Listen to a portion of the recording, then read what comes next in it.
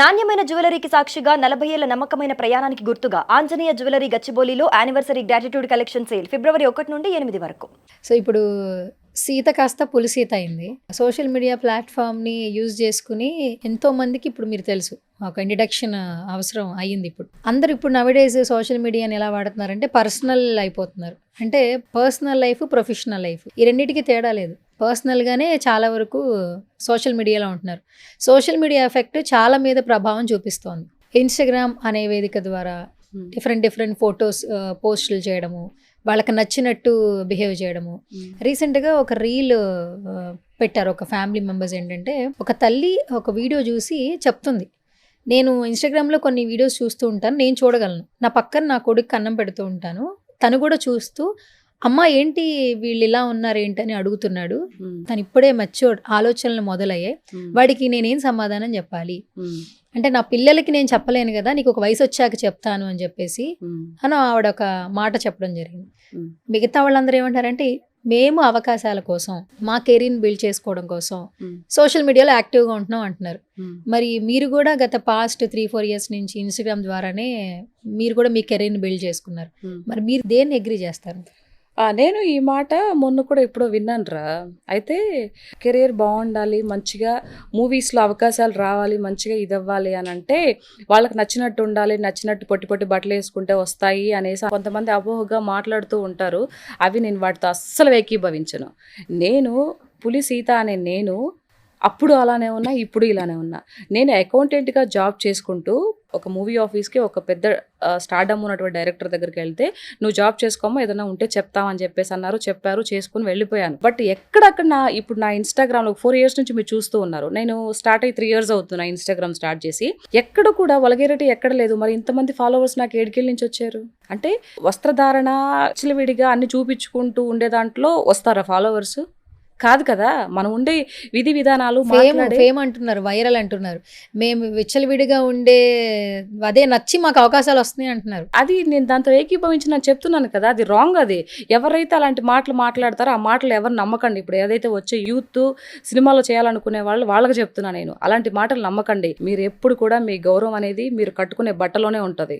అంతే తప్పితే మీరు అన్ని కనిపించుకుని ఇది చేసుకొని మాకు ఇలా పోతేనే ఇస్తారు అవన్నీ చెప్తే అదంతా వేస్ట్ మాటలు. ఎవరు నమ్మకండి. నేను అదే చెప్తున్నా. మీరు మీ యొక్క సంప్రదాయం కానీ మీ యొక్క గౌరవాన్ని మీరు గౌరవించుకొని మీరు ఉంటే అదే ఎత్తుక్కుంటూ వస్తుంది. టాలెంట్ అనేది ఎక్కడికి పోదు. అది ఉన్నప్పుడు ప్రతి ఒక్కరు సక్సెస్ అవుతారు. నేను ఏదైనా ఇప్పుడు 4 నిమిషాలు 5 నిమిషాల డైలాగు ఒక 1 hour 2 hours నేర్చుకొని చెప్పగల కెపాసిటీ నాకుంది. అది నాకు బై బర్త్ వచ్చింది. నేను చిన్నప్పటి నుంచి అలా ఇది చేశాను కాబట్టి. ప్రతి ఒక్కరికి టాలెంట్ ఉంటుంది. ఇది చూసుకోవాలి తప్పితే స్కిల్స్ని ఇది చేసుకోవాలి తప్పితే కట్టుకునే బట్టలో ఇలా వేసుకుంటే మనకు అవకాశాలు ఇస్తారు అదంతా ఏం లేదు. అదంతా అసలు నమ్మకండి. నేను అదే చెప్పేది. నేను నెక్స్ట్ వచ్చే జనరేషన్ వాళ్ళకి అదే చెప్తాను. నేను ఫ్రీడమ్ కావాలని చెప్తున్నారు కదా, స్వేచ్ఛ కావాలంటున్నారు. అంటే ఇప్పుడున్న ఆడపిల్లలు చాలా మట్టుకి కూడా ఒకళ్ళని చూసి ఒకళ్ళు నేర్చుకుంటున్నారు. ఓకే, దానికి నేను చెప్తాను, స్వేచ్ఛ కావాలి. మీరు ఈ సొసైటీలో ఉండాలి, బ్రతకాలి, మంచి పొజిషన్కి వెళ్ళాలి అని అంటే ఈ సొసైటీకి నచ్చినట్టు ఉండాలి. ఇప్పుడు నేనున్నాను, నేను ఏదైనా ఒక మాట మాట్లాడడమో లేకపోతే పొలిటికల్గా మాట్లాడడం వలన నేను మామూలుగా నార్మల్గా రీల్స్ చేసినప్పుడు నన్ను ఒక్కరూ అనలేదు. ప్రతి ఒక్కరు చాలామంది చాలా బాగా చేస్తున్నా, వెరీ నైస్ అని చెప్పి చాలామంది నాకు ఈవెన్ పొలిటికల్ నాయకులు ఎవరైతే ఉన్నారో వాళ్ళు కూడా నాకు అప్పుడు బాగా పెట్టారు. నేను ఎప్పుడైతే ఈ యొక్క పొలిటికల్ నుంచి వచ్చి జగన్మోహన్ రెడ్డి గారిని లేకపోతే ఒక వాళ్ళ పార్టీకి సంబంధించిన వ్యక్తుల్ని విమర్శించడం మొదలు పెడితే అప్పుడు నాకు ఈ బ్యాడ్ కామెంట్స్ ఇవన్నీ ఉంటాయి కదా, లా పదాలతో ఇవన్నీ వచ్చాయి. నేను డ్రెస్ కరెక్ట్గా చేసుకోకపోవడం వల్ల నాకు ఇది వచ్చింది కాదు. నేను అన్ని నీట్గా ఉన్నాను కాబట్టి, పొలిటికల్గా ఉన్నాను కాబట్టి నాకు అది వచ్చింది. ఇప్పుడు మీరు డ్రెస్ వేసుకోవడం వల్ల మీరు సొసైటీలో ఉన్నారు కాబట్టి మీ డ్రెస్ను ఆ విధంగా చేస్తే అంటే నేనేమంటానంటే మీరు ఆ విధంగా ఉండొద్దు, మీకు నచ్చినట్టు లేకుండా ఉండండి, మీకు ఇష్టం వచ్చినట్టు తిరగండి అని నేను చెప్పట్లా. కానీ దానికి ఒక పరిమితి ఉంటుంది. ఇప్పుడు నీ ఇంట్లో ఒక చెడ్డీ వేసుకొని తిరిగామనుకో, నీ ఇంట్లో మీ అన్నో తమ్ముడో అక్కో ఉంటారు కాబట్టి వాళ్ళకి నచ్చితే ఓకే, నచ్చకపోతే మీ అమ్మాయి చెప్తుంది మంచి బట్టలు వేసుకో అని చెప్పేసి, అది ఓకే. ఎవరు ఆహరించడం వల్ల, మీ యొక్క స్వేచ్ఛను ఎవరు ఆహరించడం వల్ల. కానీ పబ్లిక్ ప్లేసుల్లోకి వచ్చేటప్పుడు ఆ యొక్క బట్టలు ఏవైతే ఉన్నాయో మంచి వేసుకొని రండి. ఎందుకంటే సొసైటీలో మనం ఉన్నాం కాబట్టి సొసైటీ తగ్గట్టు కూడా బ్రతకాలి. ఆ ధర్మాన్ని మనం కాపాడాలి. లేదు మాకు నచ్చినట్టు ఉంటాం, విప్పు తీసుకొని తిరుగుతామంటే అది ఎలా కుదురుతుంది? అది నువ్వు అలా చాలా వేసుకోవాలనుకున్నప్పుడు మందికి ఇప్పుడు అది కుదురుతుంది. నువ్వు అలా వేసుకోవాలనుకున్నప్పుడు నీ ప్రైవేట్ గా పెట్టుకోమ్మా. నువ్వు దాన్ని బయటకి వదిలిపెట్టి పిల్లలకు చూపించి ఇప్పుడు ప్రతి ఒక్క ఇప్పుడు 12-13 ఏళ్ళు ఉన్న వాళ్ళకి కూడా చేతిలో ఫోన్ ఉంది. సో మొత్తం ప్రపంచం మొత్తం ఫోన్లో ఉన్నప్పుడు వాడు చూస్తాడు కదా, వాడు చూసి అబ్బా ఎంత బాగుంది, నిన్నేం చేయలేడు, అది వాడు ఊహించుకొని పక్కన వాళ్ళ మీద ప్రతాపం చూపిస్తున్నాడు కదా. మరి ఇప్పుడు చాలా చూస్తున్నాం మనం, ఏవైతే రేపులని ఇవన్నీ చూస్తున్నాం. మరి ఎందుకు ఛాన్స్ ఇవ్వాలి అంటే నా వల్లే వస్తుందా, నేను వేసుకోవడం వల్ల వస్తుందని మీరు ప్రశ్నిస్తే అది ఇంతకన్నా మూర్ఖత్వం ఇంకోటి ఉండదు అని నిన్ను అనట్లా. నువ్వు వేసుకున్నావు కాబట్టి నేను అనట్లా, కానీ నువ్వు ఆ బట్టల వల్ల చూడడం వల్ల నువ్వు పబ్లిక్లో పెట్టడం వల్ల వాళ్ళకి కొన్ని ప్రేరేపిస్తుంటాయి. ఇప్పుడు ఎదిగే పిల్లలు ఉంటారు కదా మగపిల్లలు, వాళ్ళకి ప్రేరేపిస్తున్నాయని చెప్తున్నా. దాన్ని నువ్వు ఆలోచించకుండా దాన్ని ఎందుకు ఇంకా నువ్వు ఇది చేసి ఇంకా నేను ఇట్లే ఉంటానని చెప్పేసి ముందుకెళ్ళడం, నీకు వచ్చిన లాభం ఏంటి నాకు అర్థం కావట్లేదు. స్వేచ్ఛని ఎవరు హరించడం వల్ల, కానీ మీరు పబ్లిక్లో తిరగాలనుకున్నప్పుడు పబ్లిక్లో ఉన్నప్పుడు ధర్మానికి కట్టుబడి ఉండండి, పబ్లిక్ కూడా వాల్యూ ఇవ్వాలి. ఎవరు చెప్పినా వినాలి, మంచి మాట ఎవరు చెప్పినా వినాలి. మేము వినము అది అనుకుంటే ఇంక పైన ఆయన భగవంతుడు దిగి వస్తాడు.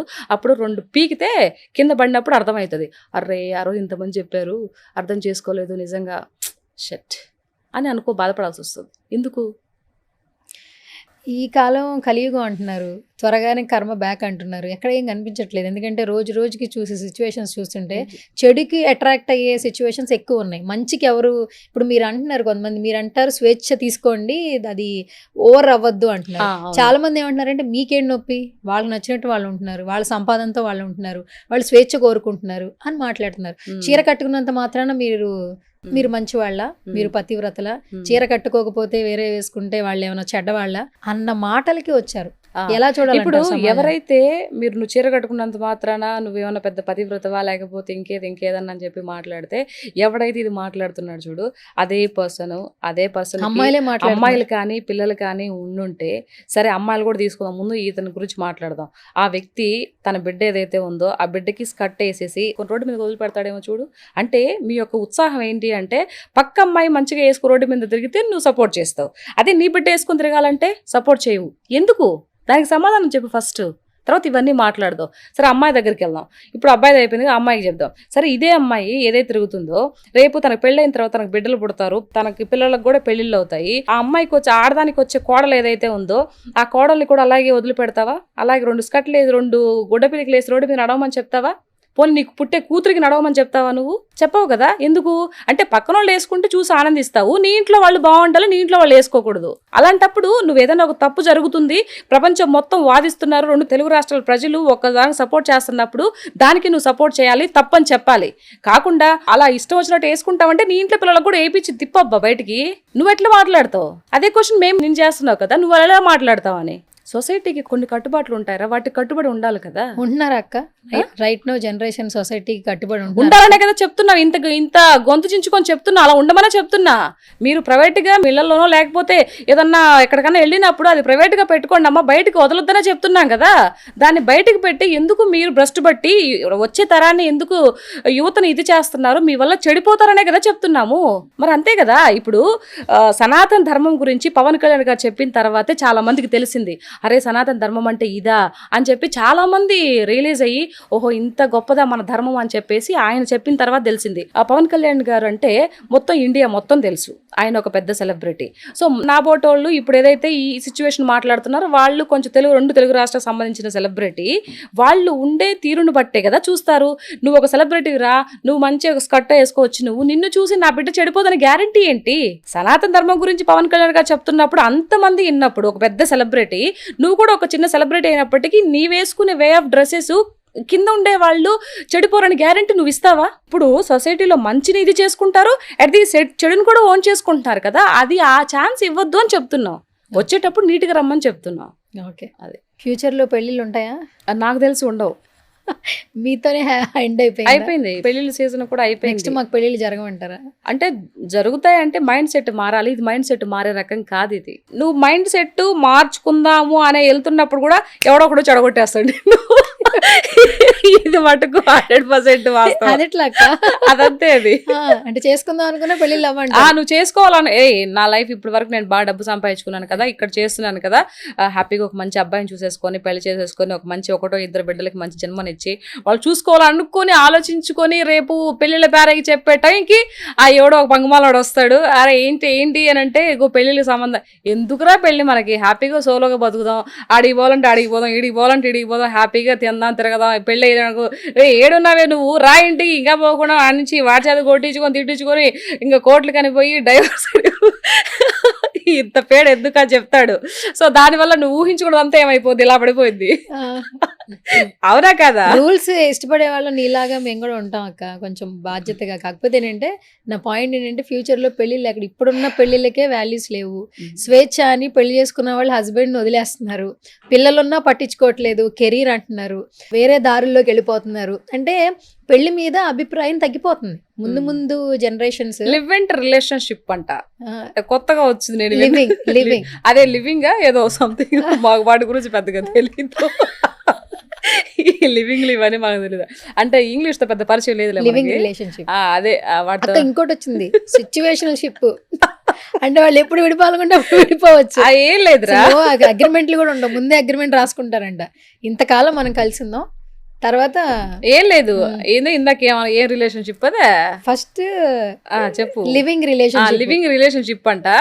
ఏం లేదు, ఈ అమ్మాయి ఈ అబ్బాయి ఉంటారు, అమ్మాయి కూడా ఇంతమంది ఎవరు బాయ్ ఫ్రెండ్స్ ఉంటారు, అబ్బాయి కూడా గర్ల్ ఫ్రెండ్స్ ఉంటారు, వాడికి ఏదో ప్రాబ్లం అయి ఉంటుంది, దీనికి కూడా ఏదో ప్రాబ్లం అయి ఉంటుంది, వాళ్ళిద్దరు ఒకటవుతారు. సరే మన ఇద్దరు ఉన్నాం కొద్ది రోజులు, నీకు నచ్చినట్టు నువ్వు వెళ్ళు, నాకు నచ్చినట్టు నేను వెళ్తా, ఒకవేళ బాగా ఇలాగే కంటిన్యూ అయితే పెళ్లి చేసుకుందాం, లేదంటే నీ దావ నీది నా దావ నాది. ఇదే సిచ్యువేషన్షిప్, ఇది సిచ్యువేషన్. దిక్కు షిప్లన్నీ వస్తున్నాయా ఏమోనమ్మా, కర్మ ఇట్లాంటిదే. నా బిడ్డలకు మటుకు రాకూడదు, నేను మటుకైతే చాలా క్లియర్ కట్గా ఉంటాను, ఉండాలి, ఎందుకంటే పిల్లలకి చెప్పుకోవాలి.